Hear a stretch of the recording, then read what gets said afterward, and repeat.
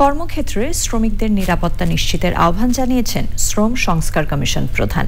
একই সাথে শ্রমিকের পেশাগত স্বাস্থ্য ও নিরাপত্তা যেন আন্তর্জাতিক মানের সঙ্গে সামঞ্জস্য থাকে সে বিষয়ে জোর দিয়েছেন তিনি।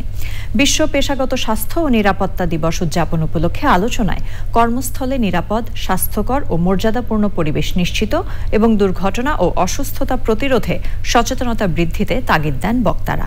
আলিম আল রাজির রিপোর্ট।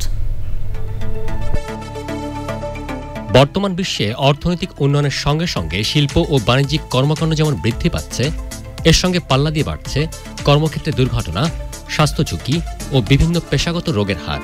প্রতি বছর লাখ লাখ মানুষ কর্মক্ষেত্রে দুর্ঘটনার শিকার বা পেশাগত কারণে বিভিন্ন রোগে আক্রান্ত হন, যার প্রভাব পড়ে পরিবার, সমাজ এবং রাষ্ট্রের উপর।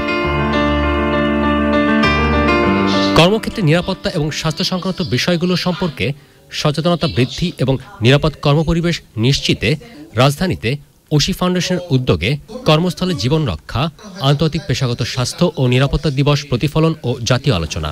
আমি তো শ্রম দিয়ে সমাজ এবং সভ্যতাকে নির্মাণ করি। দুর্ঘটনা ও পেশাগত রোগ প্রতিরোধে কার্যকর নীতিমালা ও ব্যবস্থা গ্রহণ এবং সচেতনতা বৃদ্ধি ও নিরাপত্তা সংস্কৃতি গড়ে তুলতে জোর দেওয়া হয়। Employer liability is good because it is there in the law, but in some cases it is not good because it entirely depends on the employer's wish and employer's own willingness to give to someone or not. So Bangladesh has moved from 0 to step 1. Now we are asking them to move from step 1, which is employer liability, to step 2, which is social security liability. AI এবং digital ব্যবস্থাপনার এই অন্ধ প্রয়োগ শ্রমিকদের স্বাস্থ্য ঝুঁকি, মানবিক চাপ এবং কর্মস্থলে দুর্ঘটনা ঝুঁকি বাড়িয়ে দিচ্ছে।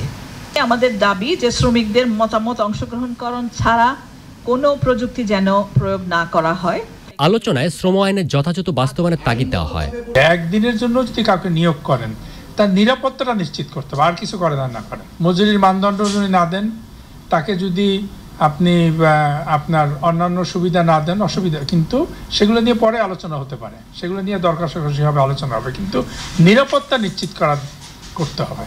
সারা বাংলাদেশের মানুষের জন্য আর কিছু করতে পারি আর না পারি, আমরা একটা নিরাপদ কাজের সংস্কৃতি যেন গড়তে পারি। বিশিষ্টজনরা বলছেন, নিরাপদ কর্মপরিবেশ নিশ্চিত হলে শ্রমিকদের উৎপাদনশীলতা বৃদ্ধির পাশাপাশি আরও মজবুত হবে দেশের অর্থনীতি। আলিম আল রাজি, চ্যানেল আই, ঢাকা।